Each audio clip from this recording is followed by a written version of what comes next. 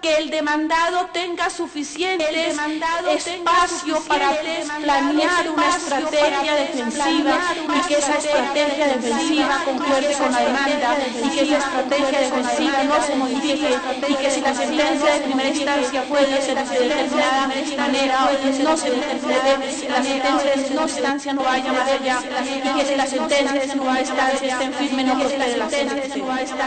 Esa es un análisis del debido proceso solamente sesgado, solamente estamos analizando la situación, solamente estamos el debido proceso, debemos analizarlo también desde la perspectiva del acceso a la justicia. Y el acceso a la justicia nos está indicando que la víctima tiene derecho a la verdad, que la víctima tiene derecho a la justicia, que la víctima tiene derecho a la reparación, que la víctima tiene derecho a la no repetición. No se trata de desconocer entonces el debido proceso, se trata de tomar el debido proceso en su equilibrio, es decir, el debido proceso de ambas partes, de la víctima y el debido proceso del demandado. Lo que no se puede modificar, como ya se decía en una conferencia anterior, son los hechos. Son los hechos, pero no la demanda, pero no la sentencia de primera instancia, pero no la sentencia de segunda instancia. Porque si lo hacemos, repito, querría decir que tanto la demanda como las sentencias son superiores a la Constitución. No se trata aquí de desconocer los principios, se trata de recordar que no existen principios absolutos, porque si existe un principio absoluto implica necesariamente la negación de otro. No es absoluto el derecho de defensa del demandado y no es absoluto el derecho de acceso a la justicia de la víctima. Necesariamente tenemos que llegar a un equilibrio. Finalmente, quiero referirme, porque el asunto lo amerita, al problema estructural. De nada sirven las reflexiones que se adelanten en la justicia contenciosa administrativa con el objeto de adecuar las decisiones, de cumplir estos retos a los que me estaba haciendo referencia, si necesariamente choca la justicia administrativa con un problema estructural de hondas proporciones, como es que no existe la posibilidad humana de que sus jueces fallen, tomen decisiones o practiquen las pruebas dentro de los parámetros mínimos normales. Y hablo de parámetros normales porque es inconcebible que un proceso de violación de los derechos humanos en Colombia se demore 15 y 16 años en una decisión. Desde esa perspectiva, ningún esfuerzo sirve, necesariamente las víctimas tienen que acudir a la justicia internacional. Decía uno de mis compañeros, concretamente el doctor Danilo Rojas, en su intervención, que el reto que tenemos los magistrados del Consejo de Estado y en general los magistrados y los jueces contenciosos administrativos es aplicar los criterios de prelación. Cuando yo lo oía, entonces me preguntaba, prelación, pero si prelación tiene todo. Entonces, ¿cómo hacemos para aplicar una prelación si todos los asuntos que nos llegan implican si bien no todos graves violaciones de los derechos humanos o crímenes de lesa humanidad, sí en su mayoría o en un 99% son violaciones de los derechos fundamentales? Tenemos la violación de los derechos a la salud, la violación de los crímenes que se cometen por las intervenciones exageradas, digámoslo, de la fuerza pública. En realidad, la privación injusta de la libertad tiene un porcentaje muy alto, como bien lo decía el doctor Enrique Gil. Entonces, desde esa perspectiva, si el Estado colombiano no toma la conciencia de que en realidad necesita una reforma estructural para que los jueces puedan darle la oportunidad que el Estado de Colombia necesita para legitimarse ante la comunidad internacional. Esa falla estructural no depende de los jueces ni de los magistrados, esa falla estructural depende del gobierno nacional. Muchas gracias.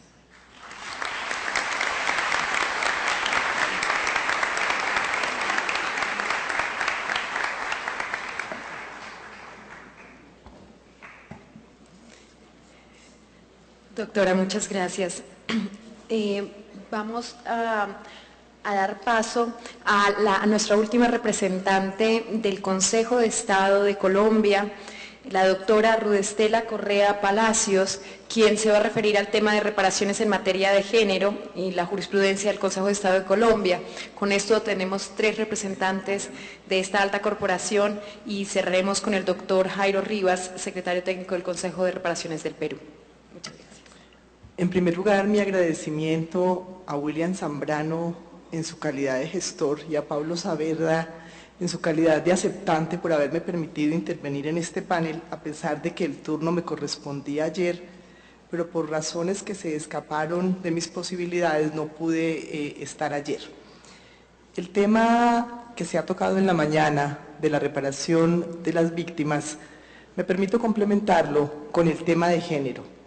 Así como se exponía hace unos momentos sobre la constitucionalización del derecho a la reparación y de la responsabilidad del Estado, no queda ninguna duda sobre la constitucionalización de los derechos de las mujeres, del propender por la equidad en el tratamiento de género, de la proscripción total a la discriminación en razón del género. Colombia ha incorporado en su ordenamiento jurídico interno la mayoría de las normas de carácter internacional que garantizan la no discriminación de la mujer en razón del género y su especial protección en algunas circunstancias para poder garantizar la igualdad, tales como la maternidad. Pero la pregunta es, ¿cómo llevar los avances de la legislación a la acción concreta y real? ¿Qué se precisa para la aplicación efectiva de la normatividad en materia de género? ¿Qué medidas y de qué orden deben ser adoptadas para avanzar en la transversalización del enfoque de género mirado desde la perspectiva de la reparación? La Carta Política del año 91 está permeada de la noción de equidad en razón del género. Normas como el principio de igualdad establecido en el artículo 13, la adecuada y efectiva participación de la mujer en los niveles decisorios de la administración pública, la igualdad de derechos y oportunidades en relación con el hombre, la especial asistencia durante su embarazo y parto, la libertad reproductiva, el apoyo especial a la mujer cabeza de familia, la protección especial en materia laboral, la reciente ley para abolir cualquier forma de violencia en contra de la mujer, es decir, el ordenamiento jurídico está plasmado de reconocimientos, derechos, y a veces uno cree que está plasmado de buenas intenciones. La pregunta es cómo llevar a la práctica todas esas buenas intenciones del ordenamiento jurídico, y los jueces sin duda alguna juegan un papel protagónico en tanto garanticen el derecho de acceso a la justicia, no solamente en tanto la oportunidad de formular una pretensión de carácter reparatorio ante los jueces, sino frente al derecho a obtener una sentencia en la cual, frente a la demostración de los supuestos que consagran la norma, el juez proceda a hacer el reconocimiento del derecho. Y ese tema ofrece la mayor dificultad. La concientización de los jueces en relación con el rol que ocupan en el reconocimiento de esos derechos ha sido un propósito claro de la Comisión Nacional de Género de la Rama Judicial, institución creada en el año 98, con el fin de sensibilizar a todos los jueces del país en relación con la aplicación de la perspectiva de género en los fallos judiciales.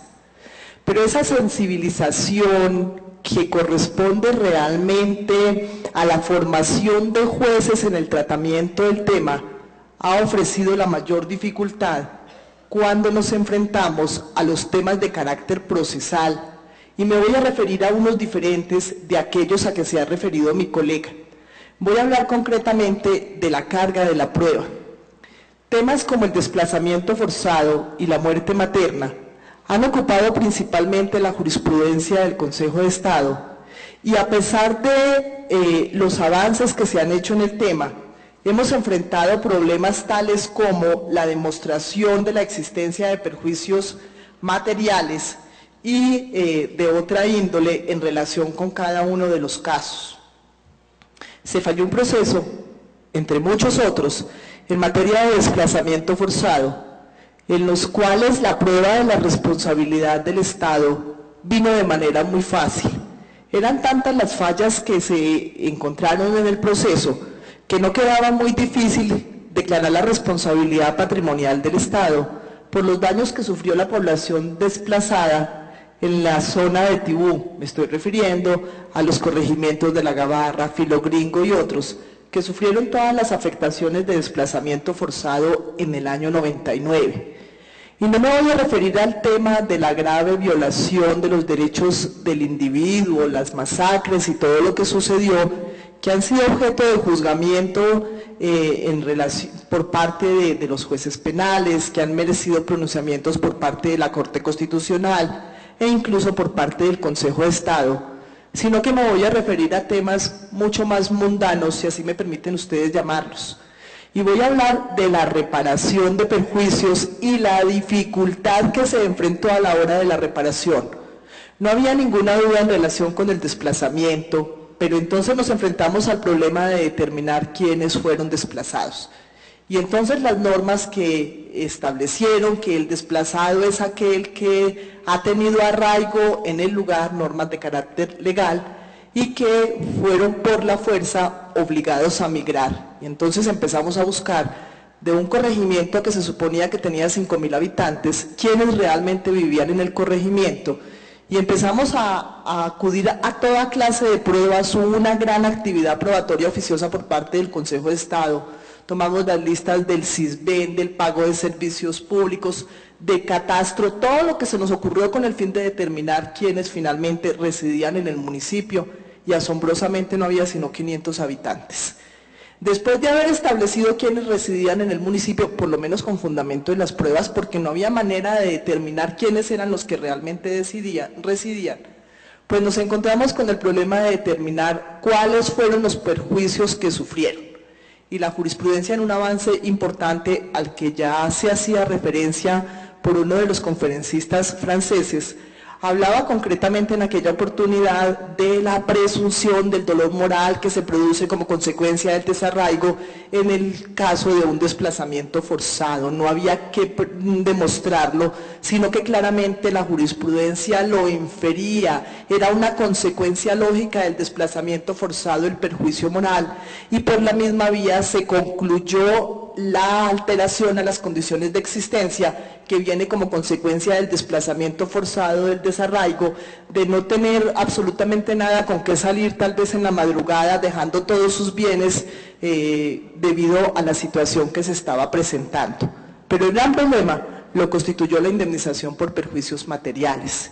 Y entonces fue posible, frente a quienes demostraron un título en relación con la tierra, dar la indemnización de perjuicios, pero fue totalmente inmanejable el tema de los perjuicios derivados de la pérdida de los bienes muebles, porque es que no se trató de un trasteo, de una mudanza donde las personas trajeron un camión y se llevaron sus muebles, sino que todos salieron de sus casas a cualquier hora de la noche, forzados, con absolutamente nada. Y entonces nosotros los jueces les pedimos que nos demuestres cuáles eran los bienes que tenían, la preexistencia de los bienes, cuánto valían.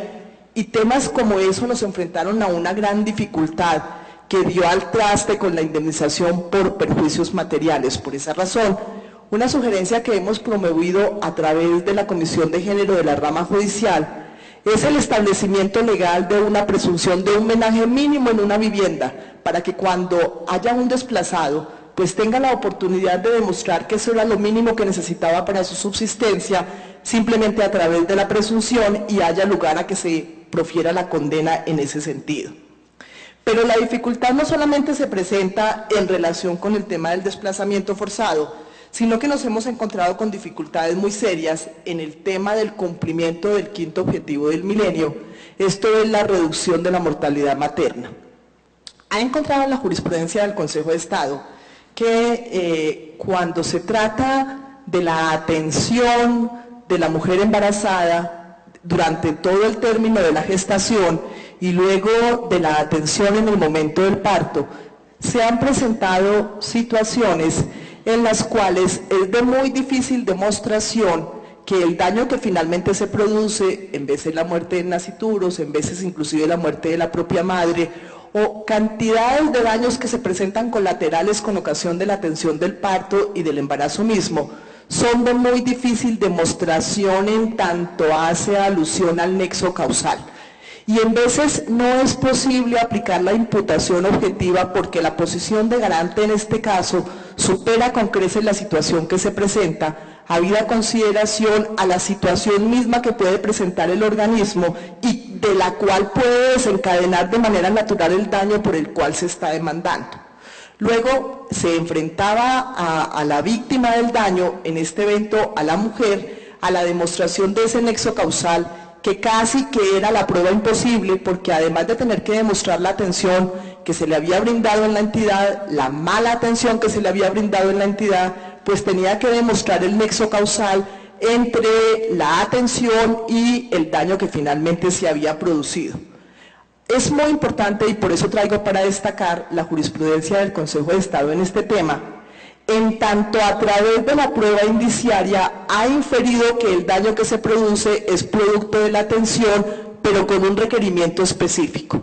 Es necesario que dentro del proceso se haya demostrado que el embarazo fue normal, es decir, que no existía ninguna circunstancia que pudiera llevar a la conclusión de que el parto iba a ser un parto fallido.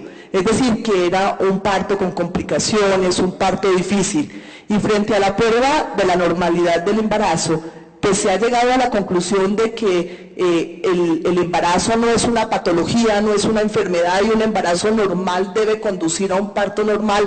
Luego, si en el parto se produce algún problema y algún daño, pues la inferencia lógica que permite la construcción indiciaria para la demostración de la causalidad es que el daño provino de una falla en la prestación del servicio, porque si el embarazo fue normal, el parto debió ser normal. Luego, si se produjo un daño, entonces ha concluido vía inferencia, vía indicio, el Consejo de Estado, que el daño se produjo como consecuencia de la atención, y eso trae como consecuencia una inversión en la carga probatoria, en tanto será la entidad médica la que tiene que entrar a demostrar que efectivamente prestó una atención adecuada y que el daño no provino precisamente de la atención que se suministró, sino que el daño provino del estado natural que presentaba la mujer en el momento del parto, digamos que morigerando esa carga probatoria. Es decir, las morigeraciones se han producido en relación con el nexo causal, en tratándose de la mortalidad materna, bien sea de la madre o del nasciturus,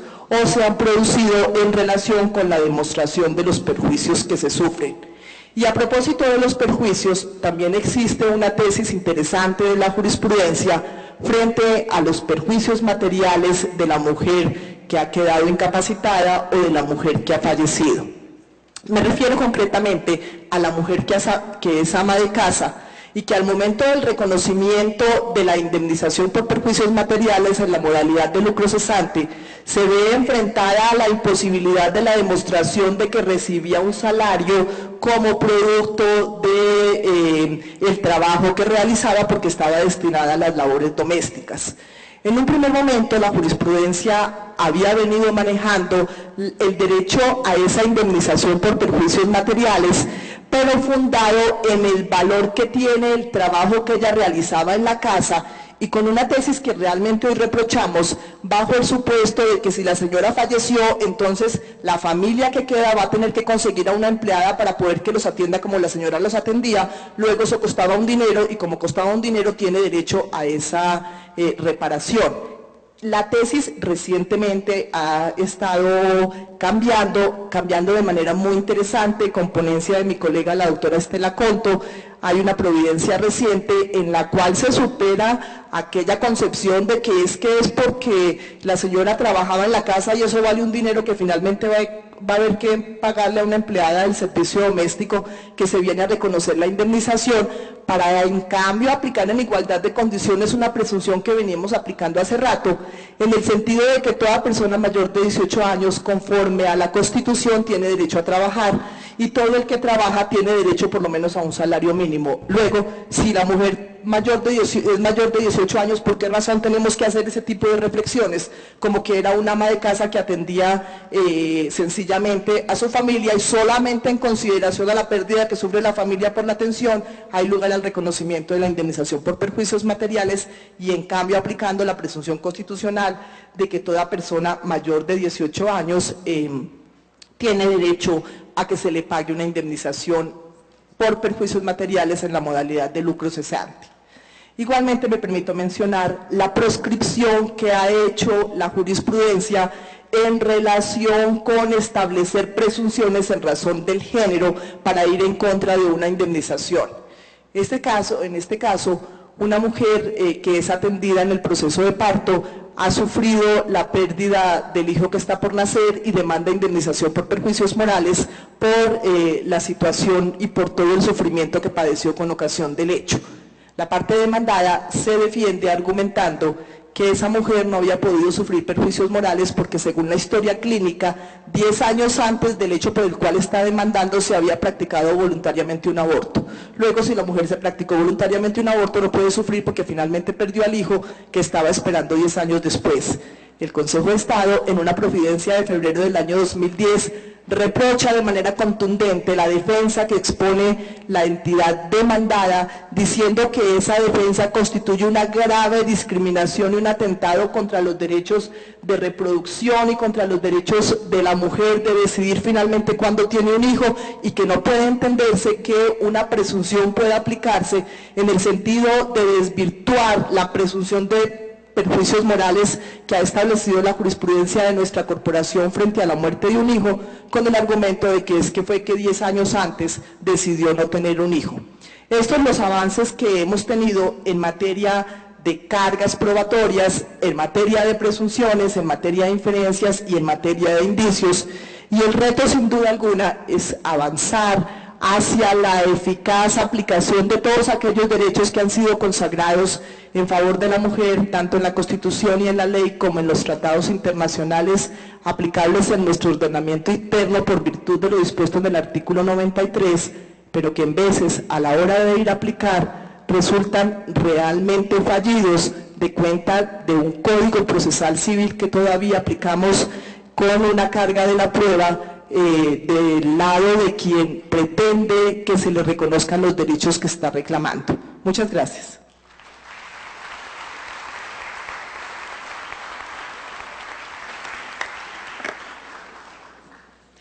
Muy bien, y ahora tendremos a nuestro último panelista en este panel especial de víctimas y reparaciones, el doctor Jairo Rivas, secretario técnico del Consejo de Reparaciones del Perú, quien justamente nos hablará sobre las experiencias de este Consejo de Reparaciones en el país hermano. Muchas gracias, doctor. Muy bien, buenos días a todos y a todas las presentes. Quiero agradecer en primer lugar a la Corte Interamericana y al amigo Jean Bachet de la Embajada de Francia por la invitación a participar en este seminario. Y quiero también hacer dos advertencias de inicio. La primera es que lo que intentaré presentarles no es solo la experiencia del Consejo de Reparaciones, que es la entidad en la cual trabajo, porque este consejo fue creado con el único mandato de elaborar el registro único de víctimas de la violencia en el Perú. Pese al nombre, es un nombre equívoco dado por ley, hay otra entidad que se encarga de implementar propiamente las reparaciones. Entonces, más que hablar de la experiencia del Consejo en el registro, quiero presentar una mirada analítica sobre cómo en el Perú se viene implementando el proceso de reparaciones. La segunda advertencia, que la comenté con los organizadores, es que esto no será un análisis jurídico, sino que más bien desde mi campo de especialización, que es la ciencia política, intentaré una mirada más de análisis institucional, es decir, de cómo funciona esto en la práctica, y pondré especial énfasis en los aspectos críticos, es decir, en cuáles son las dificultades, en los obstáculos que en nuestra experiencia estamos encontrando para la implementación de las reparaciones a las víctimas, ubicando sobre todo las tensiones entre los distintos sistemas. entre el sistema de administración de justicia, entre el sistema de la institucionalidad pública del Estado, con la participación de los actores de la sociedad civil y, añado además, el tema de la construcción de la memoria sobre el conflicto nuestro. Entonces son sistemas que están presentes en este proceso y que naturalmente tienen tensiones entre ellos. A ello quiero referirme. Pero antes de presentar estas tensiones, quiero contarles rápidamente un par de datos que puedan ayudar a ubicarnos en el contexto peruano. El primero es sobre el conflicto, ¿no? Y aquí tomo la primera conclusión de nuestra Comisión de la Verdad y Reconciliación, cuando señala que este conflicto que nosotros vivimos entre el año 80 y el año 2000, y cito la conclusión, es el episodio de violencia más intenso, más extenso y más prolongado de toda la historia de la República.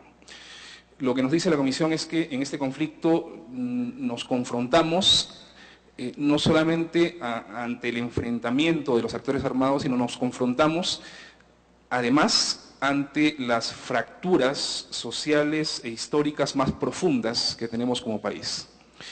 Y tal vez el modo más claro de evidenciar esto es revisando lo que esta Comisión de la Verdad encontró sobre quiénes fueron las principales víctimas de este proceso de violencia. Y la Comisión señala que 3 de cada 4 víctimas tuvo este perfil: varones, campesinos, pobres, muy poco educados y con un idioma materno diferente al castellano.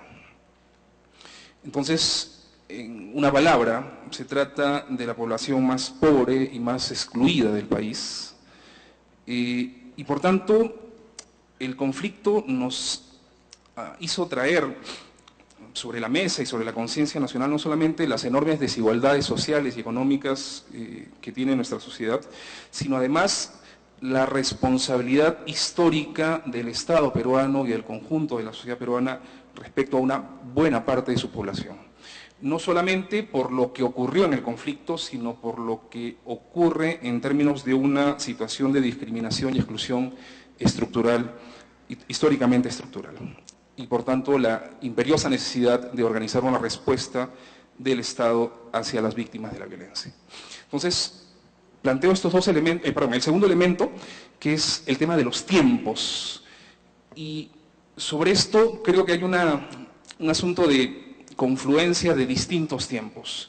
Es decir, desde la perspectiva normativa y desde la perspectiva del Estado, podemos decir que es un tiempo relativamente breve en el cual el proceso de reparaciones todavía no está consolidado.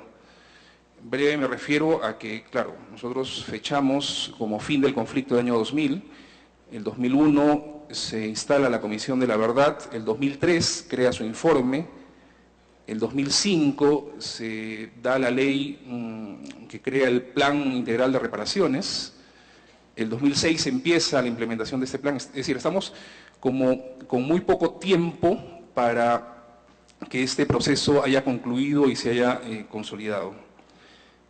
Sin embargo, este tiempo del Estado, que puede ser como breve, colisiona ciertamente con el tiempo de las víctimas. Estamos hablando en algunos casos de las violaciones más antiguas, son desde hace 30 años, y que si uno además las ubica en un contexto de discriminación histórica, pues las puede remontar a décadas e incluso siglos. Entonces, esos tiempos que colisionan son los que de alguna manera no han permitido que este proceso sea un proceso acabado. Y en medio de este proceso, que es todavía incompleto, intentaré plantear las reflexiones que siguen. La parte central de mi presentación, voy a tratar de describir cuáles son las tensiones que particularmente observo en la definición y en la implementación del proceso de reparaciones a las víctimas. Y quiero plantear 4 escenarios de tensión. Repito que estoy enfatizando aquellos aspectos críticos porque me parecen que pueden ser ilustrativos respecto a los desafíos que desde la institucionalidad del Estado enfrentamos cuando asumimos un proceso como este. El primer campo de tensión es la propia administración de justicia y su relación con, digamos, el poder político y también al interior del propio sistema de justicia. Sobre esto sí quiero decir en primer lugar que en el Perú se están desarrollando o se han desarrollado importantes procesos por graves violaciones a los derechos humanos y que además hay un número también importante de casos que han sido presentados y que han merecido una sentencia de la Corte Interamericana. Hay algunos casos muy emblemáticos, Pablo Saavedra ha mencionado algunos. En el ámbito nacional, el más resaltante e importante ha sido el juicio seguido contra el expresidente Alberto Fujimori, que concluyó con una condena por graves violaciones de derechos humanos. Entonces, digamos, hay un conjunto de elementos positivos que están presentes en este terreno.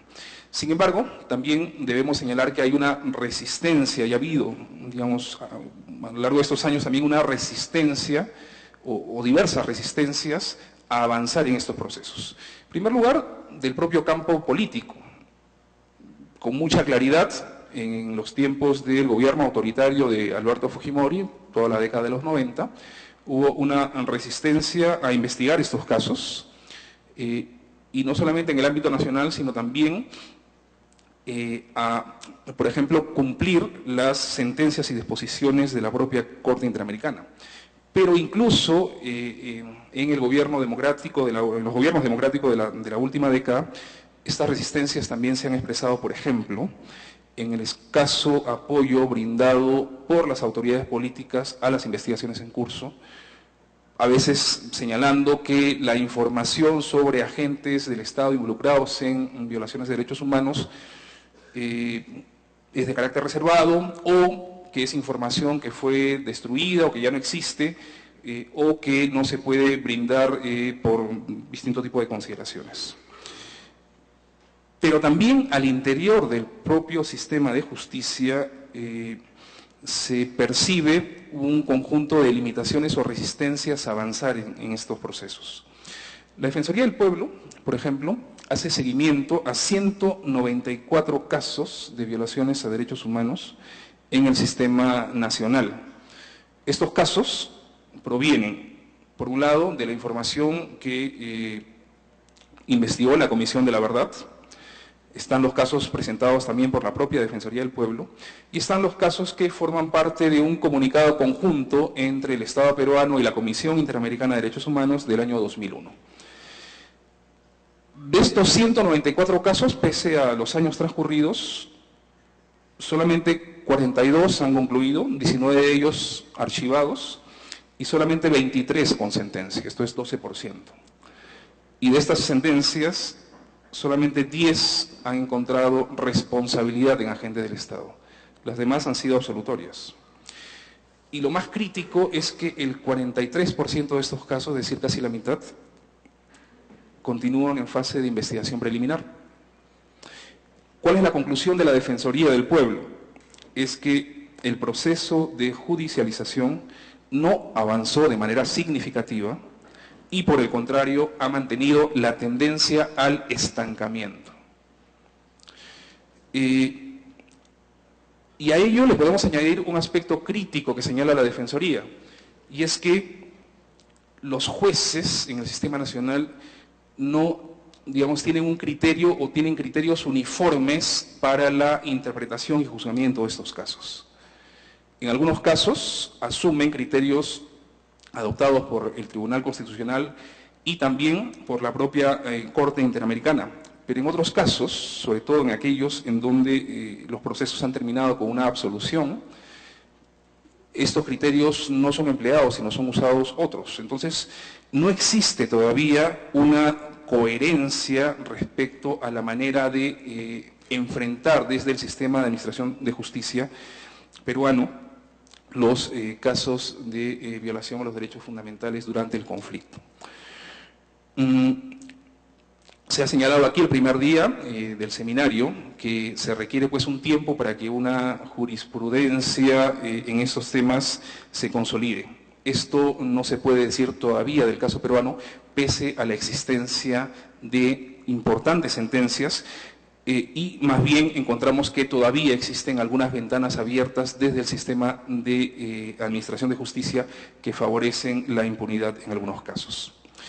Segundo nivel o campo de tensión es el cumplimiento de las sentencias. Y aquí solamente voy a poner un ejemplo tomado de la Corte Interamericana. Y es que a veces, digamos, pese a la razonabilidad que está expresada en las sentencias, digamos, entran en colisión con las percepciones no solamente del, digamos, del poder político, sino también con las percepciones de la sociedad sobre la justicia o la conveniencia o no de determinadas medidas. El Ministerio de Justicia, según información del Ministerio de Justicia, digamos, de las 25 sentencias existentes en la Corte, se ha cumplido con la parte de las indemnizaciones económicas en 14 casos, pero el resto de disposiciones en materia de reparación para estos casos no han sido cumplidos, es decir, no se asume, digamos, una perspectiva de reparación integral al respecto. Pero quería mencionar una sentencia en particular, que es, digamos, una que fue muy controvertida en el campo político y mediático, que es la sentencia por el caso del penal Castro Castro, en donde la Corte encuentra responsabilidad del Estado en la muerte de 41 internos que pertenecían al grupo subversivo Sendero Luminoso y a diversas vulneraciones a los derechos de otros internos, torturas, etc., ¿no? Esto fue un hecho que pasó en mayo de 1992, todavía durante el gobierno de Fujimori. Entonces, cuando la sentencia, con todos sus razonamientos, es conocida en el país, fue inmediatamente cuestionada por el gobierno, fue cuestionada por los medios de comunicación y por buena parte de la sociedad. Y fíjense, hay dos aspectos. El primer aspecto es cómo se va a indemnizar a subversivos o a familiares de subversivos. Es un tema que entró en colisión con una suerte de manera de construir la memoria sobre el conflicto, ¿ya? Y el otro aspecto que entró en colisión fue el asunto este de un acto público de reconocimiento de la responsabilidad del Estado. Entonces los medios dijeron, pero ¿cómo el Estado va a hacer un acto público de reconocimiento de los terroristas? Este es un campo de tensión muy fuerte, este es un caso extremo, digamos, pero lo hemos podido ver en otras situaciones y también en algunos casos de sentencias nacionales. Entonces, claro, aquí estamos no solamente enfrentados a un tema de lo reciente de las heridas que el conflicto ha causado en el país y la memoria, sino a una manera de construir, digamos, el recuerdo de lo que ocurrió en el país. Y en ese sentido, la sentencia de la Corte es interesante porque cuestiona de manera frontal una manera de, digamos, construir esa memoria que ha estado muy presente en el discurso público y que ha intentado ser hegemónica, por lo menos en el tiempo de Fujimori, y es quitarle la posibilidad y el derecho a los miembros de organizaciones subversivas a ser considerados víctimas en la medida en que hayan sido vulnerados sus derechos fundamentales. Desde luego, estas disposiciones que están puestas en la sentencia de la Corte no han sido cumplidas a la fecha. Entonces, ahí tenemos otro campo de tensión importante. Un tercer campo de tensión es, que de alguna manera se desprende de lo anterior, es cómo se construye la definición de víctima. Y aquí, digamos, introduzco ya los temas propiamente de la justicia transicional, ¿no? La medida que existen violaciones masivas a los derechos humanos, muchísimos, la gran mayoría de estos casos no van a pasar por el sistema de administración de justicia y por eso se han implementado otro tipo de medidas. Al respecto, quiero señalar que podemos decir que en el Perú existe un proceso de paulatino reconocimiento. Fíjense, las primeras medidas del Estado, ¿cuáles son? Las menciono muy rápidamente. El 87 se acomoda la legislación correspondiente a las Fuerzas Armadas y Policía Nacional para, digamos, establecer los beneficios que los efectivos de las fuerzas del orden tienen por casos de fallecimiento o discapacidad en la lucha contrasubversiva, ¿no? Las pensiones siempre han existido, pero digamos, en esta situación particular se hicieron como modificaciones para adecuarlos a esta situación. Un año después, el año 88, se establece un decreto para, igual, medidas de compensación, pero en este caso para autoridades, funcionarios y servidores públicos que hayan fallecido o hayan quedado discapacitados en acto de servicios por causa del terrorismo o del narcotráfico. Y 10 años después, el 98, mediante otro decreto, se establecen también beneficios, pensiones de invalidez temporal o permanente o de viudez para miembros de comités de autodefensa. Comités de autodefensa son organizaciones campesinas creadas en los 80s de manera autónoma y después cooptadas el año 91 cuando el Estado cambia su estrategia contrasubversiva y las asume como parte de su lucha contra Sendero Luminoso. En este primer recuento, estas tres normas que les menciono tienen algunas características similares. En primer lugar, se establece quiénes son víctimas y quiénes no. Las víctimas son policías, militares, funcionarios, miembros del Comité de Defensa. Quienes no son, civiles y subversivos. Hay una clara distinción. Segunda cuestión es que las víctimas están vinculadas al Estado. Es decir, son la fuerza del orden, son las autoridades, son los funcionarios y son esta forma de organización cooptada por el Estado. Y en tercer lugar, se entiende la acción del Estado frente al daño solamente como una reparación económica. Hasta aquí no hay ninguna idea de reparación integral. Es solamente con el informe de la Comisión de la Verdad, lo recuerdo, funcionó entre el año 2001 y el año 2003, que entra en la escena pública la idea de reparaciones integrales. Y aquí, digamos, la CBR realiza un aporte fundamental en dos líneas que permite superar, digamos, las distinciones anteriores.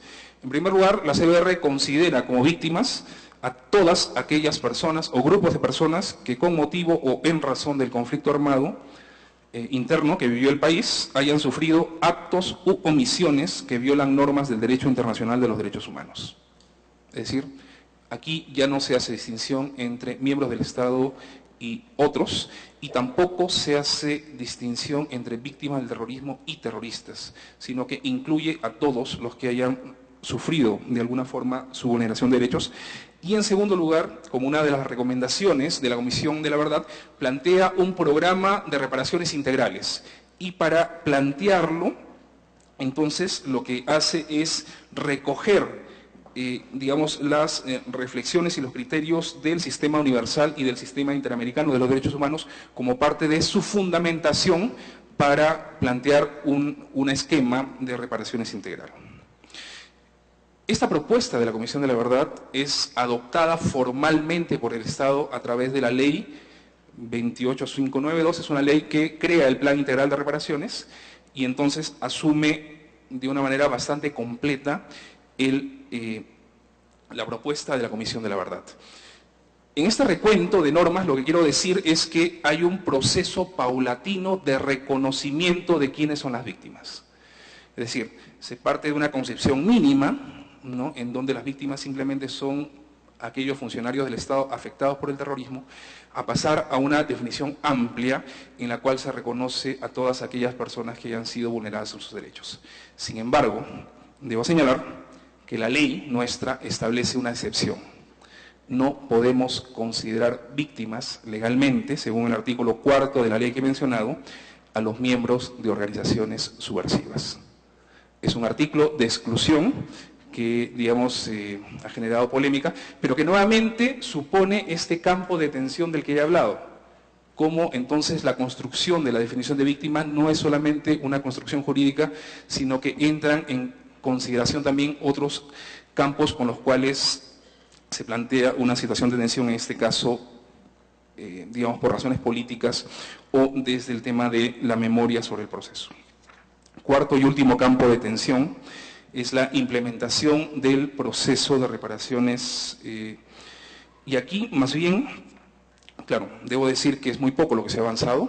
Se han avanzado reparaciones colectivas, se ha avanzado en la elaboración del registro único de víctimas y de manera todavía muy inicial algunas reparaciones económicas en salud y recientemente el programa de reparaciones económicas, que es la entrega de una indemnización. Quiero señalar rápidamente 3 aspectos que me parecen críticos en este proceso. El primero es que hay una gran dificultad para entender lo que implica un programa integral de reparaciones. Y aquí me parece que hay 2 dificultades. En primer lugar, que no se ha asumido una debida coordinación interinstitucional para que, además de quienes estamos metidos directamente en el tema, el conjunto de entidades públicas a cargo asuman un enfoque reparador compartido. Y en segundo lugar, se ha priorizado más unos programas que otros, es decir, se ha hecho una gran inversión en el programa de reparaciones colectivas para comunidades, casi no se ha avanzado nada en reparaciones económicas y en individuales, y en las reparaciones individuales se ha priorizado el tema de salud, por un lado, después al final económicas, pero no se ha asumido entonces una concepción integral. Creo que existe una dificultad de parte de los implementadores para entender la integralidad de este proceso.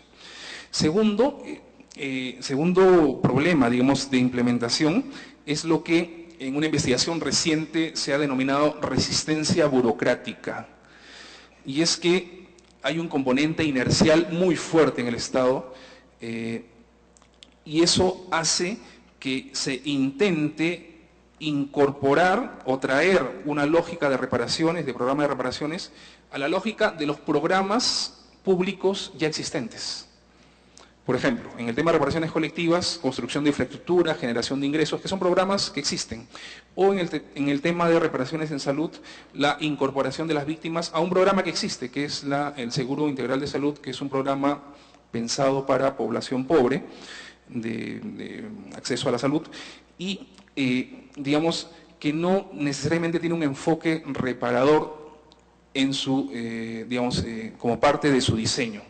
Entonces, este componente inercial del Estado, digamos, le quita justamente ese carácter de reparador que debe ser como central en este asunto y por tanto termina diluyéndose dentro de lo que constituyen las responsabilidades permanentes y obligatorias que un Estado debe tener, como la provisión de servicios básicos, salud, educación, etcétera, o la construcción de infraestructura.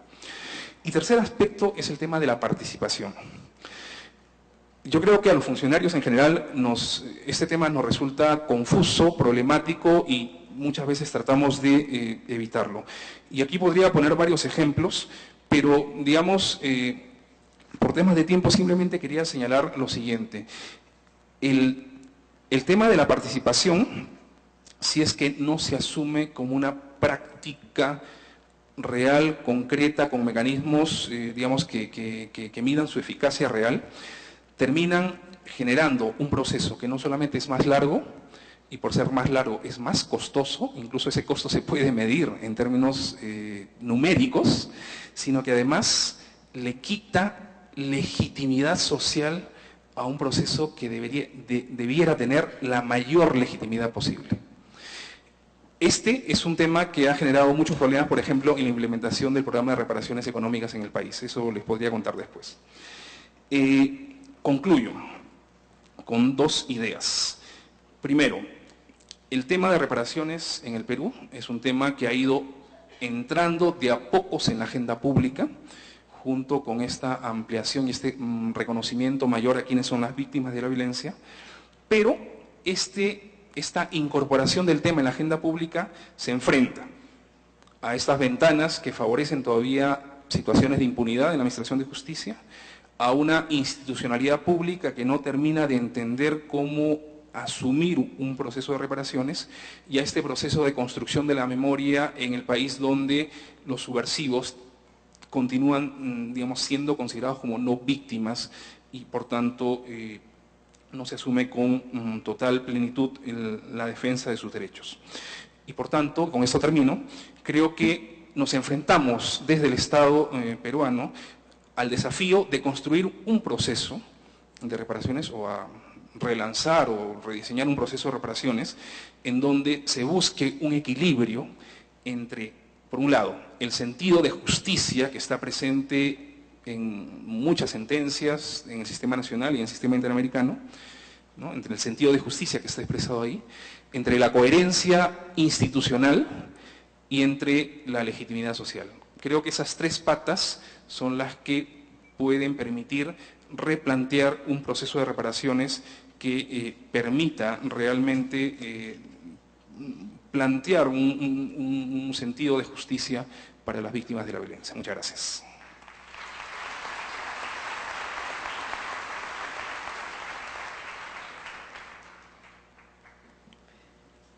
Bueno, me parece que la riqueza de las exposiciones de nuestros 7 panelistas y el número de preguntas, que es casi abrumador, explican por qué este era el panel más amplio de todo nuestro seminario, en relación con el número de panelistas y en relación con el tiempo. Me parece que en todo caso, a pesar de esta amplitud de contenidos, de perspectivas que se nos ha aportado en esta mañana, es posible, en todo caso, proponer como un hilo conductor a todos estos paneles. Existe una estrecha relación entre el derecho internacional de los derechos humanos y el derecho nacional, en particular el constitucional y administrativo, para efectos de garantizar efectivamente los derechos de las víctimas a una justa reparación. Esta dinámica explica por qué, por ejemplo, en el Sistema Europeo de Derechos Humanos, la jurisprudencia en materia de reparaciones desplegada por la Corte es limitada, debido a que probablemente la fortaleza y el desarrollo del derecho nacional, en concreto el francés, como nos lo explicaba el consejero Pochard, le da el efecto suficiente para la reclamación de reparaciones a las víctimas frente a la instancia administrativa y eventualmente constitucional. Ese mismo derecho francés ha influenciado el derecho nacional de los países francófonos en África, de manera que se ha reforzado la protección otorgada a las víctimas por las jurisdicciones nacionales, como nos lo explicaba el profesor Jean Dubois de Goudisson. Ahora, estos desarrollos más limitados de los sistemas regionales, en particular europeo y africano, contrastan enormemente con el sistema interamericano, en donde la Corte Interamericana de Derechos Humanos se ha esforzado por ofrecer suficientes criterios para alcanzar una reparación integral en favor de las víctimas en los casos concretos, y también ha apuntado sin duda a desarrollar medidas generales de carácter preventivo que tiendan a resolver o a responder por lo menos a los problemas estructurales dentro de las jurisdicciones nacionales. Unas y otras, supervisadas por la Corte Interamericana, requieren en todo caso ese trabajo conjunto de la instancia internacional y la instancia nacional. Este impulso de la Corte Interamericana de Derechos Humanos parece tener un importante recibo en el Consejo de Estado colombiano. Así, con una reinterpretación del artículo 90 constitucional y a la luz de la jurisprudencia de esta alta corporación en materia de responsabilidad del Estado por el hecho de terceros, el doctor Santofimio nos ha advertido que la jurisprudencia colombiana se ha esforzado por dar vida a esta posición del Estado como garante en la protección de los derechos humanos, de manera que se avanza en esta idea de reestructuración de la responsabilidad del Estado en favor de la dignidad de las víctimas sobre la base de los principios de la solidaridad y de la paz como formas de luchar contra la impunidad. En esta misma línea también de fortalecer el derecho nacional para la protección de los derechos humanos, la doctora Conto Díaz hace un llamado para que las partes del proceso judicial, los jueces y el gobierno nacional contribuyan a la garantía del derecho de acceso a la justicia. Y es en este punto, identificando la centralidad del acceso a la justicia como norma del ius cogens, identifica como un reto principal para el Estado colombiano solucionar un problema estructural que se refiere a las dilaciones de los procesos judiciales para poder garantizar los derechos de las víctimas. La riqueza de la jurisprudencia del Consejo de Estado colombiano y también sus múltiples retos actuales nos fue finalmente también ilustrada, ratificada con la presentación de la doctora Correa Palacios, quien ha señalado los avances jurisprudenciales en materia de carga de la prueba para favorecer el acceso a la justicia, especialmente en materia de reparación para víctimas, mujeres, de manera particular en los casos de desplazamiento forzado y muerte materna.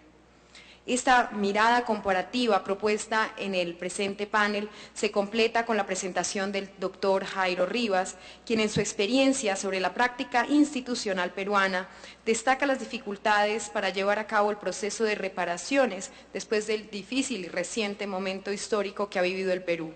Y al señalar estos aspectos críticos, 4 en particular que señalaba, el doctor Rivas nos confirma en la hipótesis que recién anunciaba. Esta estrecha relación entre el derecho nacional, las instituciones nacionales y el mecanismo internacional para la protección de los derechos humanos que nos obligan a pensar en la maximización de las posibilidades del derecho nacional para la protección de las víctimas y, por supuesto, también a refrendar el compromiso de las organizaciones nacionales, internacionales y la misma sociedad civil para lograr este propósito. Con esta presentación me veo un poco obligada a decirlo manifiestamente que más de 100 preguntas pues no podrán ser respondidas en los 4 minutos que le corresponderán a cada uno de nuestros panelistas, lo cual resulta un imposible fáctico y jurídico casi que exigirlo, pero haremos el intento de que cada uno de ellos pueda en líneas generales responder a algunas de las inquietudes que se han planteado. Al doctor Pochard le hicieron una pregunta y tiene otra que la envían y la presento públicamente para que entre las dos pueda usted responder si quisiera, ¿no? ¿Podría por favor hablar del caso Ito, del accidente de trabajo que llevó a aceptar la reparación integral en marzo de 2010? Pregunta un asistente. Adelante.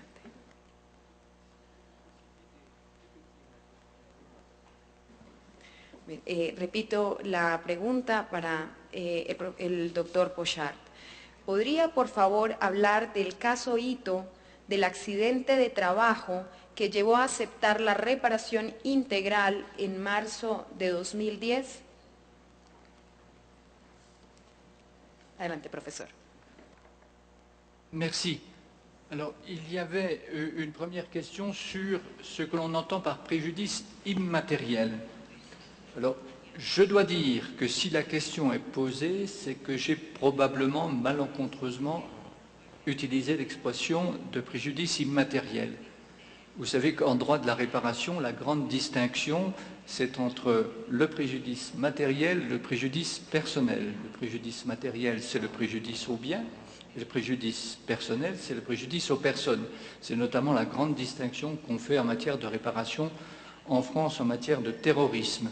Alors cela dit, j'ai pu employer le mot préjudice immatériel par différence avec les préjudices directement mesurables qui sont liés aux personnes, par exemple les pertes de salaire, les pertes d'avantages financiers ou des frais de soins. Ce sont des préjudices qu'on peut presque qualifier de matériels parce que très mesurables.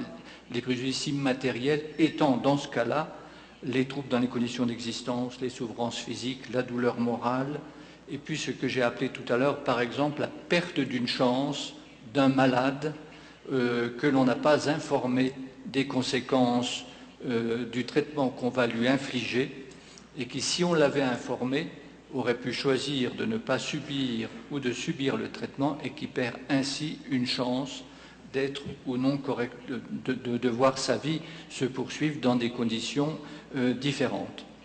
Alors sur le problème des accidents du travail, ça me permet quand même de revenir 1 minute sur le thème de la réparation intégrale dont j'ai beaucoup réentendu parler pour qu'il n'y ait pas d'ambiguïté dans la position française et européenne. Lorsque je dis qu'il n'y a pas de principe constitutionnel de réparation intégrale, cela ne veut pas dire que d'une façon générale on écarterait la réparation intégrale. Simplement, ça veut dire qu'il faut admettre que dans certains cas, il peut être reconnu au législateur la possibilité, plutôt que d'instaurer une réparation intégrale, d'instaurer une réparation forfaitaire. Et c'est ce qui a été fait, reconnu par le constitutionnel en 2010 à propos des accidents du travail. En France, les accidents du travail font l'objet d'une réglementation depuis plus de 100 ans. Cette réglementation est basée sur ce qu'on appelle une réparation forfaitaire, c'est-à-dire, en toute hypothèse, tout accident du travail donne lieu à réparation, sans qu'il soit besoin de rechercher la faute de l'employeur. Cette réparation est versée dès que l'accident a lieu. Elle est forfaitaire, c'est-à-dire qu'il y a une rémunération qui est versée à vie à l'agent, il a droit à l'appareillage, etc. Et la question qui était posée au Conseil constitutionnel était de savoir est-ce qu'il est possible, dans un tel cas, de maintenir ce principe de réparation forfaitaire et de ne pas prévoir en toute hypothèse que la personne victime de l'accident du travail va pouvoir demander ensuite à l'employeur une réparation intégrale en recherchant les différents types de fondements de préjudice. Et il y avait une très grande inquiétude en France sur la réponse du Conseil constitutionnel. Grande inquiétude de la part des employeurs, bien sûr, puisqu'ils se demandaient si, face à un accident du travail, la mécanique mise en place par la sécurité sociale allait continuer à jouer ou s'ils n'allaient pas se trouver en face d'une multitude de contentieux. Et inquiétude aussi de la part des salariés parce que le système de la réparation forfaitaire, avec son automaticité, sa rapidité, le niveau des garanties, l'égalité des garanties accordées à tous les travailleurs en matière d'accident, leur paraissait un système tout à fait suffisamment protecteur. Et c'est à ce moment-là que le Conseil constitutionnel a pris cette position de dire il n'y a pas de droit à réparation intégrale, le législateur peut prévoir une réparation forfaitaire si les avantages de cette réparation forfaitaire sont supérieurs à un système dans lequel on rechercherait systématiquement la réparation intégrale. Et donc, il y a eu un soupir qui a été poussé à la suite de cette décision, aussi bien par les employeurs que par les syndicats. Muchas gracias, doctor. Bueno, y ahora Pablo hará el esfuerzo de en 4 minutos responder a 60 preguntas que le han llegado. Entenderán las limitaciones de que no contesten precisamente cada pregunta. Gracias. Intentaré 7 segundos por pregunta, hice el cálculo más o menos. No, desde ya pido disculpas que es imposible conteste todo y las traté de agrupar en general. Primero una pregunta que se veía unas 5 o 6 que decían si la Corte, a través de su sistema de reparación y con su actuar, está invadiendo la soberanía nacional de los Estados. Una pregunta, no, yo no creo para nada en eso. Primero tenemos que entender el sistema interamericano de derechos humanos y cualquier sistema regional como un acceso a la justicia. Es un derecho que tiene todo individuo de acceso a la justicia.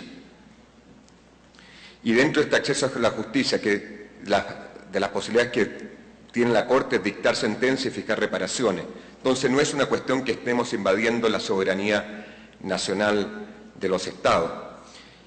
Y en ese sentido, si también la pregunta algunas enfocaban si la Corte al dictar medidas estructurales o reparaciones estructurales, por ejemplo, las leyes de amnistía, se decía de Perú, los casos de Chile, o dejar sin efecto decisiones judiciales de altos tribunales nacionales, ¿eso es también afectar la soberanía nacional? No creo. ¿Por qué los Estados, independientemente, soberanamente, ratifican las convenciones internacionales, y en este caso la Convención Americana? Y una de las cláusulas de la Convención Americana es la compatibilidad entre las normas nacionales y las normas internacionales. Y cuando tenemos una norma como la ley de amnistía peruana o la de otros países son notoriamente incompatibles con la Convención Americana, es por eso que la Corte dice que estas son incompatibles y carecen de todo efecto o valor jurídico. Muchos también preguntas se referían si la Corte se está transformando en una cuarta instancia, etcétera, respecto de decisiones judiciales. Tampoco. La Corte no es un tribunal de revisión ni de cuarta instancia. Sí ha dejado sin efecto decisiones de altos tribunales nacionales cuando la decisión del alto tribunal nacional conlleva una violación de derechos humanos. El ejemplo clásico que uno pone cuando la Corte Suprema chilena dijo que estaba bien hacer censura cinematográfica. Sí, esos casos, esa decisión conlleva una violación a la Convención Americana, pero la Corte es muy cautelosa en ese sentido y por eso actuamos subsidiariamente. Otras que tienen mucho, que la Corte con sus indemnizaciones económicas está llevando a la crisis financiera de los estados. No, aquí sí que con todo habían muchas preguntas en ese sentido. Yo creo que la crisis financiera va por otro lado, no por unas 5 o 6 decisiones de la Corte cuando los montos son mínimos. Yo creo que la corrupción y la mala gestión es lo que lleva a la acción.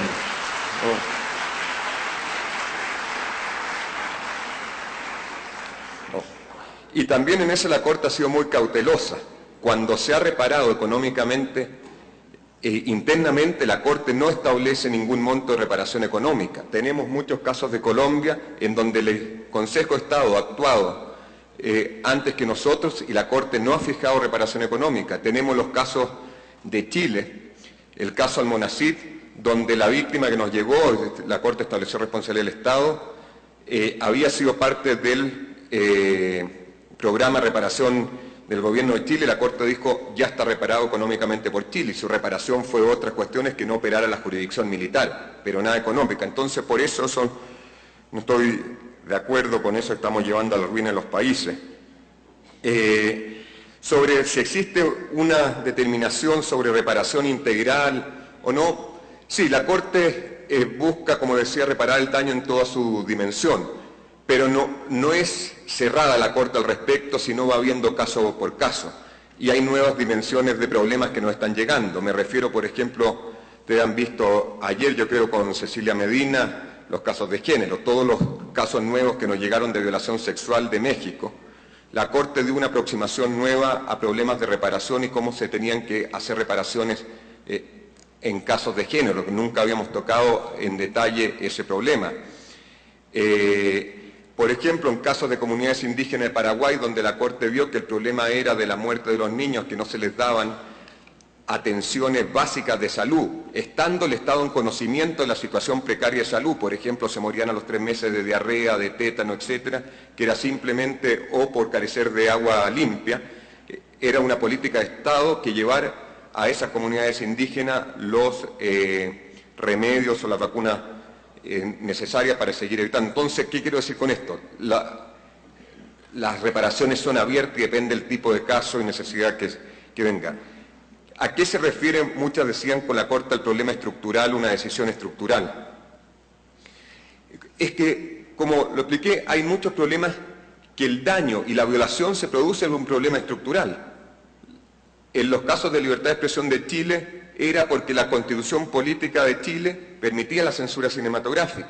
En los casos de Perú, porque había una ley de amnistía que impedía la persecución penal en los casos de graves violaciones de derechos humanos. En Chile había todo un sistema de reserva de la información. En Nicaragua, el problema central, más allá del caso concreto, estaba en que habían legislaciones en donde no se permitía la delimitación, o no había una norma que permitiera la delimitación entre propiedad comunal y privada y estatal. Por ejemplo, un caso de Ecuador sobre acceso a la justicia, el recurso de habeas corpus venía de una tradición colonial y hasta la reciente reforma constitucional, el recurso de habeas corpus lo decidía el alcalde, no una autoridad judicial, solo en revisión o con una apelación el caso. Entonces ahí la Corte, el problema estructural es este y esto lo permite la ley y a eso es lo que vamos. ¿Qué pasa con el cumplimiento cuando un Estado no cumple? ¿Cuál es el mecanismo de la Corte? Aquí tenemos una diferencia, como lo decía, con el sistema europeo, y con esto quiero terminar, que el sistema europeo quien hace la supervisión del cumplimiento de sentencia es el Consejo de Europa. En nuestro sistema es la propia Corte Interamericana de Derechos Humanos. Yo creo que es lo más sano. No quiero decir que con esto el sistema europeo está mal, no, son dos sistemas diferentes.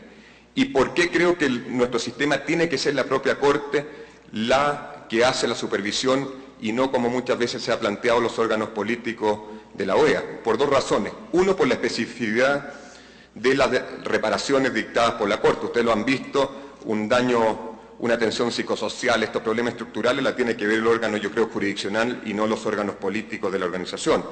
Y el segundo tema, que una de las grandes debilidades que tiene el sistema interamericano, como lo tocó el presidente el primer día, es que no todos los estados miembros de la OEA, sobre todo ellos, tenemos competencia solo sobre 21 estados. Entonces me pregunto, por ejemplo, una decisión de Colombia que no se haya cumplido, o de cualquier país, ¿tienen los 34 estados derecho a opinar por qué usted no cumplió sobre esa decisión, si usted no es parte ni siquiera de este sistema y no reconoció la jurisdicción de la Corte? Entonces yo creo que ahí eso más bien afectaría el desarrollo del sistema interamericano. Y no creo que es sano ni justo países que no han reconocido la competencia del sistema interamericano, que no han ratificado la Convención Americana, se metan a opinar sobre si han cumplido o no aquellos estados que sí son parte de la Convención Americana.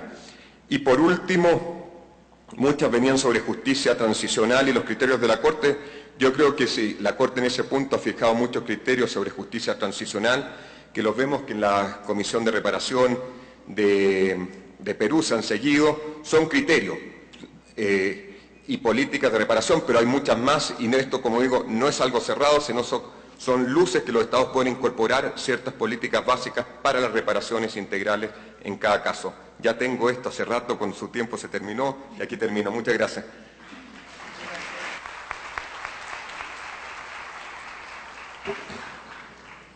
Muchas gracias. Aquí hay varias inquietudes en relación con la conferencia, voy rápidamente. La primera de ellas hace referencia a que de pronto en la exposición se hizo mención exclusivamente a responsabilidad de terceros en relación con grupos subversivos, subversivos que pues obviamente pugnan el poder del Estado. Pero es decir, nosotros no seleccionamos los temas sobre los cuales nos vamos a pronunciar, eso deviene del orden en que estamos fallando.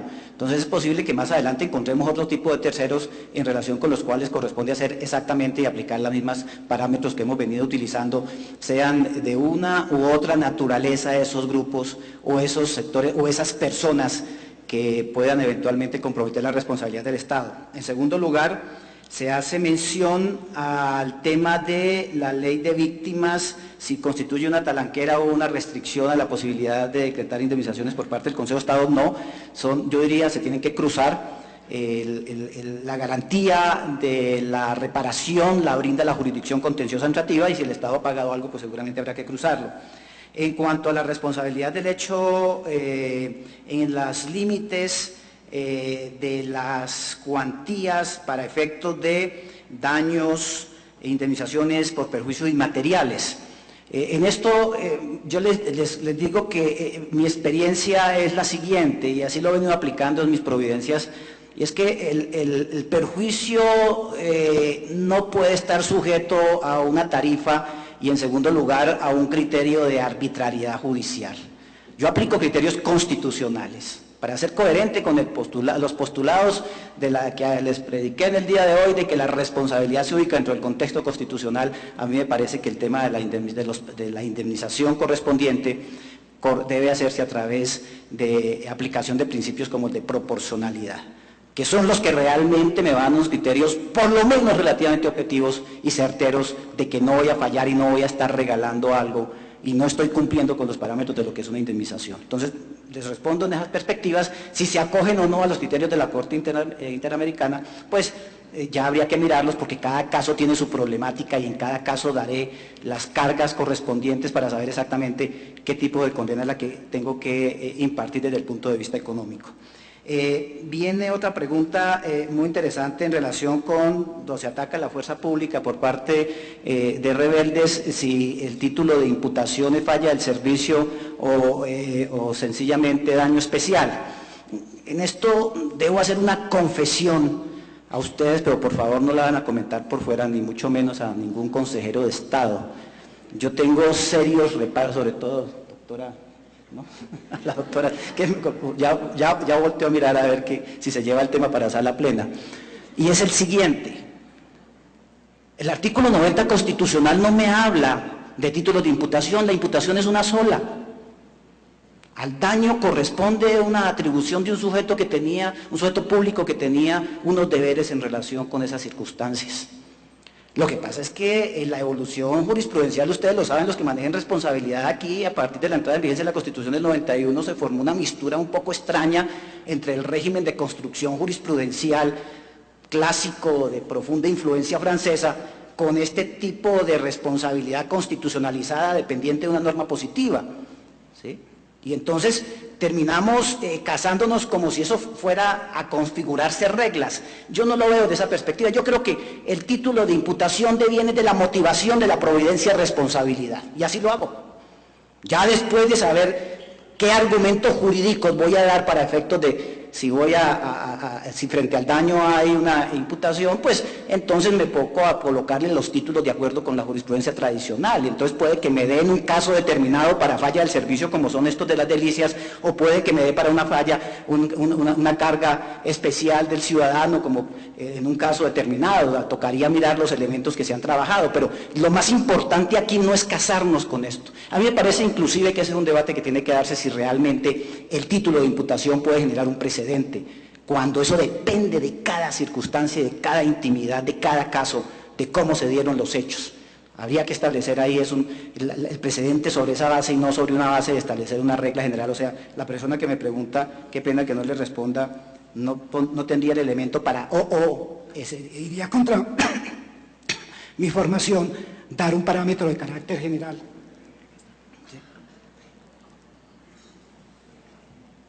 Cuando realmente son los hechos los que me van a dar la posibilidad de una titulación específica. Hay una serie de preguntas relativas con si los señores de las transnacionales violan o no los derechos humanos y por lo tanto hay lugar de responsabilidad. No sé si los violarán o no los violarán, yo no puedo hacer a partir de que la pregunta es cierta, vuelvo y les respondo de acuerdo con lo que planteé al principio. En estos temas lo que se trata es de establecer unos elementos constitucionales de carácter general que corresponderá aplicar en cada caso, sin entrar a identificar cuál es el tercero específico. Ya en cada providencia, y dependiendo del hecho, pues da uno saber si es una transnacional, si es un médico, si es un grupo levantado en armas contra el Estado, si es un grupo que está de manera ilegal apoyando al Estado cometiendo algún tipo de vejaciones, etcétera, etcétera. Eso ya depende de cada caso. Creo que el tiempo se me terminó. Muchas gracias.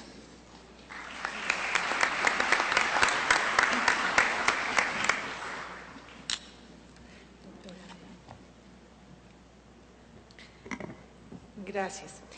Una primera pregunta sobre, en el caso de los títulos mineros que se entregan a los territorios étnicos y los caminos a seguir, y también en el caso de la ley de víctimas que no fueron consultadas los pueblos indígenas.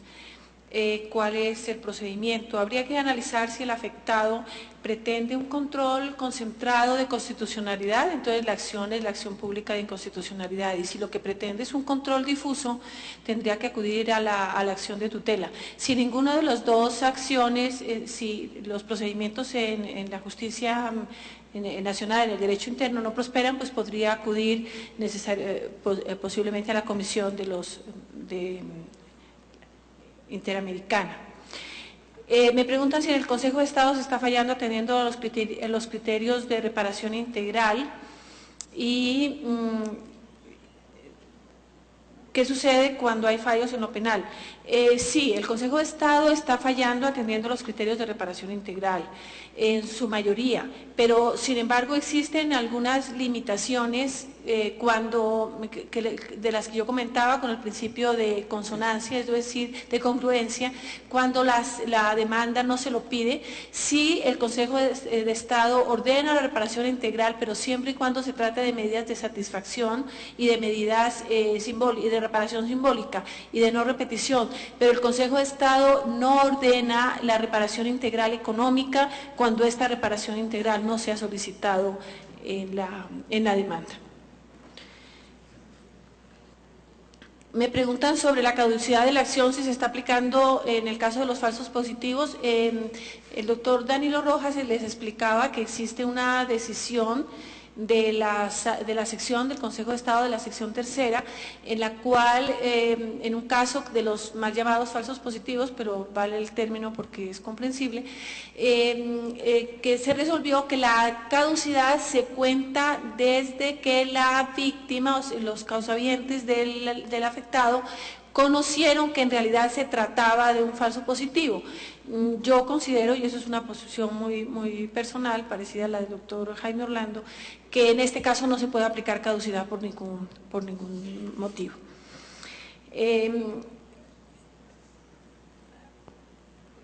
Se puede obtener por vía de tutela las reparaciones cuando por las violaciones a los derechos fundamentales en el conflicto armado, cuando no prosperan, dicen la jurisprudencia del Consejo de Estado y las decisiones de la Corte Constitucional. En las decisiones de la Corte Constitucional no hay nada que hacer porque no hay acción de tutela, internamente porque no hay acción de tutela contra las decisiones de la Corte Constitucional, pero lógicamente que si se trata de una jurisprudencia del Consejo de Estado procede la acción de tutela.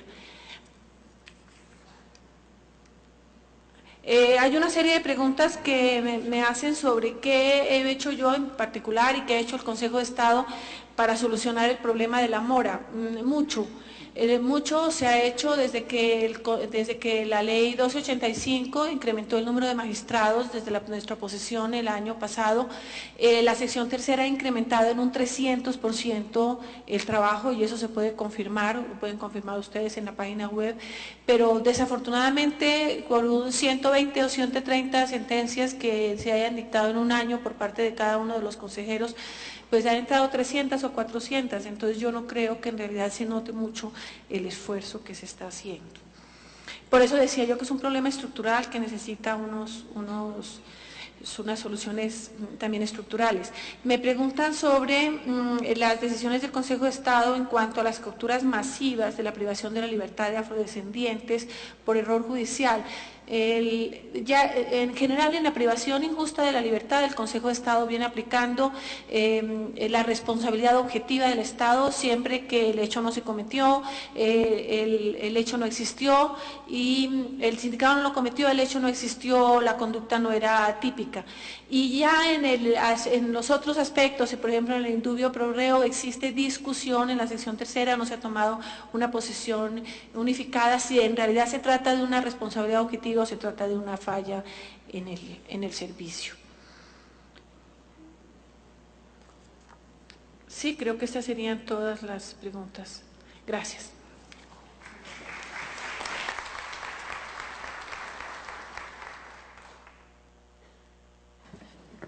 Para dar respuesta de manera organizada a las preguntas, me permito recordar primero que la responsabilidad edificada en la antijuridicidad del daño y no de la conducta apenas data en Colombia del año 91 con la nueva Constitución, que si bien es cierto la jurisprudencia había hecho avances muy interesantes en el tema, no se había llegado al estado que finalmente plasma la Carta Política del 91. Que ello ocasionó una gran demanda de administración de justicia en lo contencioso administrativo, lo que llevó a que se implementaran medidas de descongestión en los tribunales administrativos, pero no en el Consejo de Estado, por algunas situaciones de inconstitucionalidad de alguna medida que trató de consagrar la norma. Eso trajo como consecuencia una gran congestión de la sección tercera del Consejo de Estado a partir del año 96. Por esa razón, hoy apenas estamos fallando los procesos que fueron fallados en primera instancia entre los años 2000 y 2001. Todo esto para decirles que no hemos hecho pronunciamientos en muchos temas de los que aquí se me está preguntando, porque no le ha llegado el momento de turno para fallo al proceso. Así, no registramos avances jurisprudenciales en el tema de las cargas de las pruebas para la demostración de delitos sexuales en el conflicto armado. Es decir, todavía no hemos tenido oportunidad de hacer pronunciamientos en el tema porque no nos ha tocado el caso específico, pero ahí basta recordar que la falla del servicio es anónima, que normalmente las demandas en estos temas son por omisión del Estado que permitió la incursión de uno u otro grupo armado a determinada región del país. Igualmente, por la misma razón, no ha habido pronunciamientos de la corporación en relación con la discriminación con ocasión de la diversidad sexual. Igualmente se pregunta, para obtener la reparación de los daños a la salud, porque no se ha practicado un aborto, porque el Estado se ha negado a practicar un aborto, ¿cómo se debe demostrar el nexo causal? La presunción está establecida para el embarazo y el parto. Se supone que el embarazo en condiciones normales da lugar a un parto normal, no se ha extendido a otros eventos. Luego habrá que demostrar de manera concreta que como consecuencia de no haberse practicado un aborto de aquellos que la ley consagra como la posibilidad de que se practique sin que sea penalizado, hubo lugar a un daño, y la demostración de ello dará lugar sin duda alguna a la responsabilidad patrimonial del Estado. Se pregunta cuál será la responsabilidad de los jueces que, alegando objeción de conciencia, se niegan a acceder vía tutela a ordenar la práctica de un aborto. Hay que recordar que los funcionarios están sujetos a diversos tipos de responsabilidad penal, disciplinaria y de carácter patrimonial vía acción de repetición, que en cada una de estas responsabilidades está proscrita la responsabilidad objetiva y que la mayoría están fundadas, al menos la penal en el dolo, la de repetición en el dolo y la culpa grave, y la disciplinaria pues admite otras modalidades de culpa. Luego habrá que demostrar que ese funcionario, cuando actuó bajo cualquiera de esos títulos de imputación para que haya lugar a despachar su responsabilidad. Hay un par de preguntas muy importantes en relación con la responsabilidad del Estado en su posición de garante en el cumplimiento de debida diligencia en los casos de violencia basada en el género. Cabe señalar que se ha manejado la tesis, no en el caso específico porque tampoco los hemos fallado, pero sí genéricamente se ha fallado la tesis de la responsabilidad relativa del Estado por omisión. Su posición de garante frente a la vida de las personas, frente a la integridad personal, no es absoluta. Eso significa que el Estado no puede tener a un vigilante al lado de cada uno de los asociados para evitar que se le produzca un daño.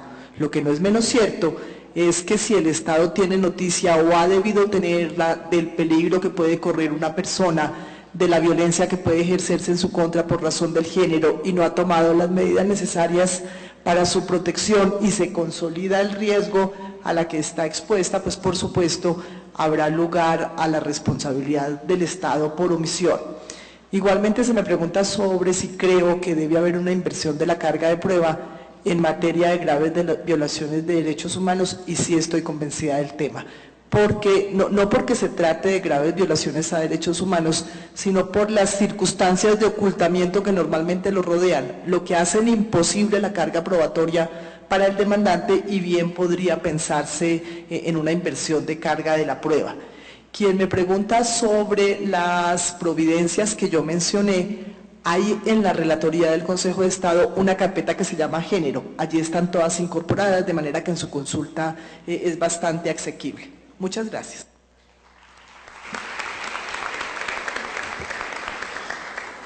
Dos preguntas. Una primera sobre el papel que tiene el reconocimiento de responsabilidad del Estado en la experiencia peruana.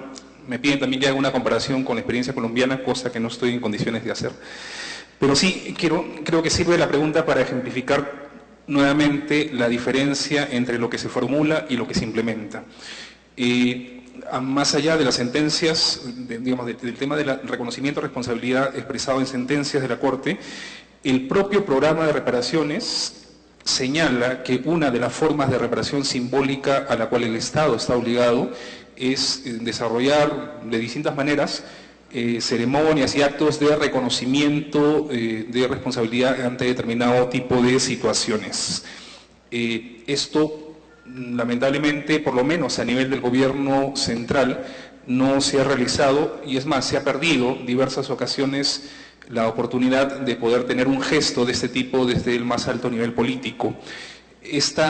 El reconocimiento de responsabilidad se ha expresado más bien en algunos niveles regionales y sobre todo a nivel local, en donde la autoridad está como mucho más cercana a la población afectada, pero creo que ejemplifica bien justamente esta diferencia entre lo formulado y lo implementado. y luego un conjunto de preguntas relacionadas con los pueblos indígenas. Primero preciso que la categoría pueblo indígena no es una categoría jurídica reconocida en el sistema peruano. Estamos hablando más bien de comunidades campesinas y comunidades nativas, que son las comunidades, los términos reconocidos. Las comunidades nativas se refieren a los pueblos que viven en la Amazonía en tanto, digamos, el pueblo indígena vendría a ser como el conjunto de comunidades que conforman un grupo étnico. Esto se aplica en todo caso, no solamente como reconocimiento legal, sino como autorreconocimiento a la población amazónica y para efectos de la violencia, sobre todo a la población asháninca, el pueblo asháninca, que fue el más afectado por la violencia. En la zona andina, las comunidades campesinas no son reconocidas ni se autorreconocen como un pueblo indígena y por tanto no necesariamente se les aplica las consideraciones que están formuladas en la normatividad nacional e internacional. Sin embargo, sí, también se me pregunta sobre dificultades, tensiones en el proceso de reparaciones con los pueblos indígenas. Sobre esto se podría señalar, quiero señalar dos cosas nomás. Primero, una experiencia del registro muy rapidita. El registro de víctimas en la zona del pueblo asháninca fue un proceso complicado de negociación, de idas y vueltas entre los funcionarios y las comunidades ashánicas. Un primer intento de campaña fue un fracaso justamente por no haber incorporado los criterios planteados por especialistas que trabajaban con comunidades amazónicas y por las propias autoridades ashánicas.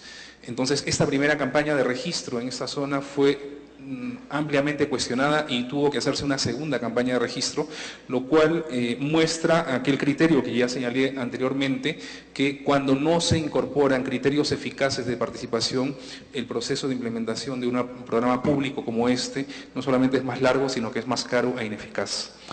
Y lo segundo es que en la implementación propiamente de las reparaciones, lo poco que se ha avanzado, que básicamente son reparaciones colectivas, no se ha implementado un criterio especial, digamos, diferenciado para las comunidades indígenas, sino que se ha aplicado el programa con los criterios universales, digamos, de ámbito nacional, a estas comunidades sin hacer ninguna diferenciación. Ese sí es un tema en el cual hay un déficit importante y que fue analizado en un evento hace poco, justamente promovido por la cooperación alemana y por las propias organizaciones amazónicas, demandando la posibilidad de tener otro tipo de mecanismos de consulta para la implementación de los programas de reparaciones en estas zonas del país.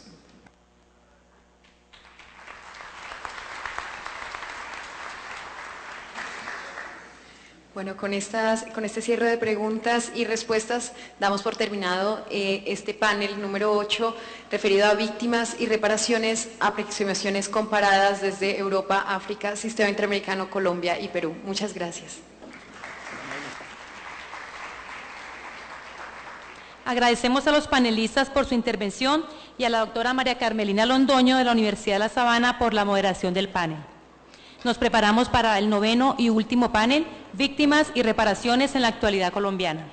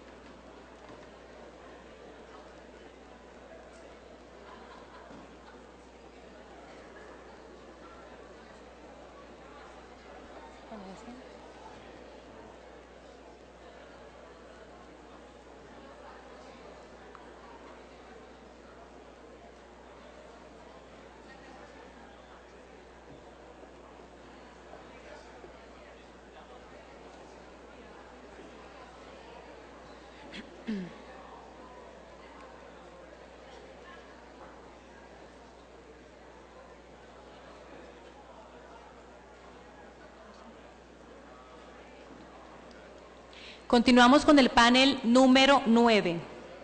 Víctimas y reparaciones en la actualidad colombiana. Este panel está conformado por Miguel Samper Strauss, Diego Molano Aponte, Alejandro Reyes, Volmar Pérez Ortiz y Elba Beatriz Silva Vargas. Como moderadora, Doris Marcela Hernández Martínez, de la Escuela Superior de Administración Pública.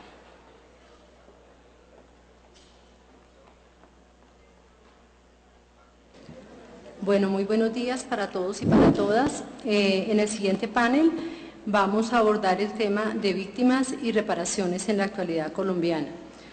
Como introducción a este tema, que sin duda es de la mayor relevancia para quienes hemos estado escuchando durante estos últimos 3 días las excelentes intervenciones que se han presentado, vale la pena recordar que desde el primer convenio de Ginebra de 1864 ya se plasma en un instrumento jurídico internacional el derecho de las víctimas, en este caso de los conflictos armados, a recibir asistencia y protección. En este siglo y medio hay significativos avances en materia de reconocimiento de los derechos de las víctimas y de adopción de mecanismos para garantizarlos. Sin embargo, es evidente la inmensa distancia entre el reconocimiento formal y la vigencia real, evidenciada en millones de seres humanos que en diferentes contextos enfrentan las consecuencias de graves violaciones a los derechos humanos e infracciones al derecho internacional humanitario. Según datos de la Comisión Nacional de Reparación y Reconciliación, cerca del 10% de la población colombiana ha sufrido algún tipo de afectación directa como consecuencia del conflicto armado y de otras formas de violencia, con un impacto diferenciado en determinados grupos de población como son mujeres, niños, minorías étnicas, pueblos indígenas, entre otros.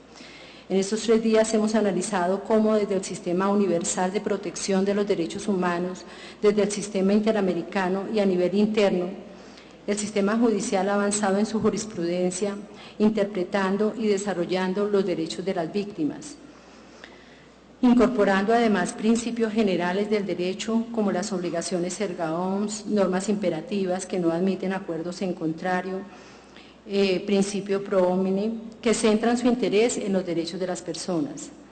En Colombia saludamos la aprobación de la Ley 1448, recientemente aprobada, conocida como la Ley de Víctimas, con la convicción de que es un avance muy importante en términos de poner a las víctimas en el centro del debate público y de la deuda histórica que se tiene con estas. La Ley de Víctimas es el reconocimiento público de ellas y sus derechos, dirigida a la atención, asistencia y reparación para las víctimas de graves violaciones a los derechos humanos e infracciones al derecho internacional humanitario. Es en buena parte resultado del esfuerzo de organizaciones de víctimas que han logrado poner en el centro del debate sus derechos. La ley en sí misma es un gran avance, pero todos y todas sabemos de los grandes desafíos que enfrenta para su implementación. Aquí simplemente quiero mencionar que recordemos la excelente intervención del doctor Jairo Rivas, que nos contaba con la experiencia de reparaciones en el Perú, esas grandes tensiones que él llamaba a que se ve enfrentada todo el tema de reparaciones. En este panel escucharemos la postura frente al tema de víctimas y reparaciones en la actualidad colombiana desde distintas autoridades que sin duda alguna van a tener una inmensa responsabilidad en la puesta en práctica de esta legislación. Los invito y las invito a escuchar estas intervenciones de nuestros panelistas, para lo cual iniciaremos con el doctor Miguel Samper Strauss, director de Justicia Transicional del Ministerio de Justicia y del Derecho, quien nos presentará la Ley de Víctimas. Para las preguntas les solicito amablemente anotar a quienes van dirigidas a fin de facilitar la distribución y las respuestas considerando el número de panelistas. Cada panelista va a tener un espacio de 15 minutos para su intervención. Lo escuchamos, doctor Strauss. Doctor Samper, como quiera. Si te sientes más cómodo allá, como quieras.